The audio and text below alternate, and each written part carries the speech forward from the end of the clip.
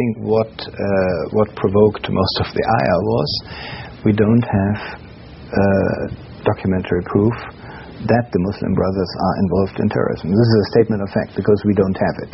It doesn't imply that I think that the Muslim Brotherhood is a completely peaceful organization. So is this what you said, that you don't have a proof, or did you say the Egyptian government did not provide you with the proof? Because we thought the Egyptian government did not provide you with the proof was the correct statement, but we don't have proof is the wrong statement. We have asked for such proof in our cooperation, and what we got was not what would hold water before a German court. So this was your statement. Yes. And when it had different interpretations, well, was it lost in translation, or what was it? Well, I didn't follow all the interpretations word by word because my Arabic is too bad to really appreciate it. But I think it was immediately interpreted as a gesture of support for the Muslim Brotherhood, which it was not. I was just stating that we did not have this documentary evidence, and that's it. And the other thing which I wanted to say is that if you fight terrorism, you must know exactly where the terrorism comes from. I mean, who is it? Is it international terrorism? Is it homegrown terrorism? Is it controlled by a central organization? Is it spontaneous? All this, I think, we need to know if we are to cooperate, which we are already doing, with Egypt on combating terrorism. Are you? I thought you suspended all forms of terrorism. No, we are exchanging intelligence. We want to cooperate with Egypt, for example, on jihadi tourism. There's no question about that. Jihadi terrorism? Tourism? Yes. Oh, okay. You mean foreign fighters traveling from Germany through third countries, including Egypt, into regions of conflict. Isn't this a little bit selfish that you're thinking in terms of the ones from Europe only because they're going to come back to you and you're not considering the bigger picture of non-tourist terrorists? Well, I mean, these people do their horrible work in third countries, not in Germany. And we don't want to let them leave Germany. So I don't think this is selfish, quite on the contrary. I mean, we could say, let them go, but we are not doing that. We want to keep them in Germany. Is your problem about not letting them go, or the problem is about having them come back after training? Both. So it's both. Yeah. How about, I think that's legitimate. Of course. I mean, I'm not talking about it not being legitimate. I'm just talking about it being it selfish or cooperative. I think it's cooperative, Cooperative. We are worrying about the stability of Egypt, yes. Thank you very much. But, I mean, terrorism is not only about who carries a gun. Terrorism is also about who's funding, who's plotting, who's working things out. Are these things taken into account? Especially that we know that German intelligence is one of the best in the world. Once again, it's not just like praising you for no reason, but it's a very well-known fact. But, looking at all these networks and how the funding is happening and how money is being transferred, and I know that you have very strict rules in Europe at large about this, but still, if Egyptians have a sense, and I'm not talking about government now, I'm talking about us the people, that we have a sense that something is in the cooking in Europe, why aren't you sending us messages of rest assured we are working on 1, 2, 3, 4 in this respect, because we are friends of the Egyptian people, not the different regimes of the governments? We are working very seriously on terrorism, and when you work on terrorism in Germany, at the same time you work on the effects that this terrorism may have in other countries. I'm not part of the exchange of information for good reasons, because this is among the services. So I can't tell you the details. But the fact is that we are very serious in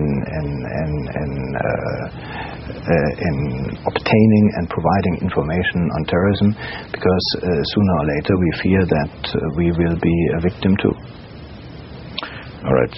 Good point that you just raised, which is the exchange of information.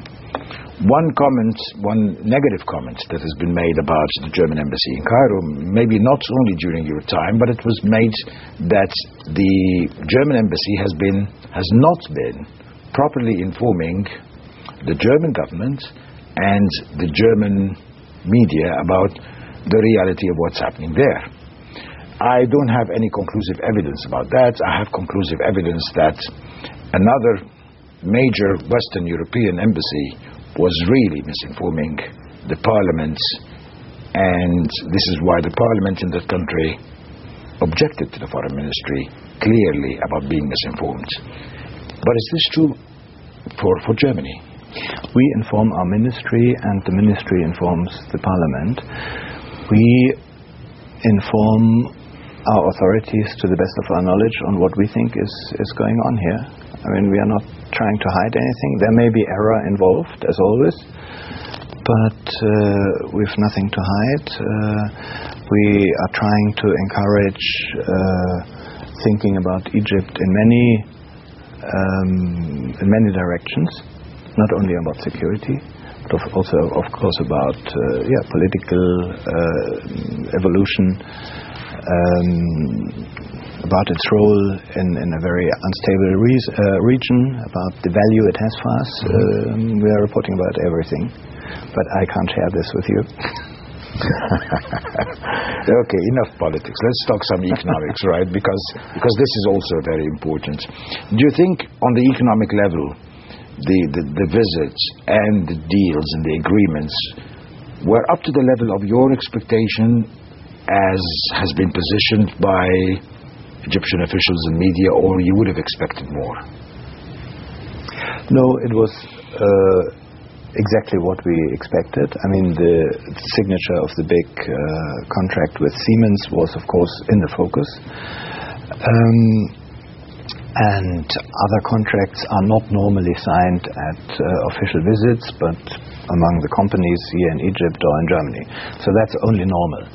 What the message that was sent, I think, is that Siemens is one of the jewels in the crown of German industry, obviously, but not typical for the small and medium enterprise structure that Germany has, and where many companies are active here in Egypt. Others want to get involved, are interested, but they need to know what is the framework.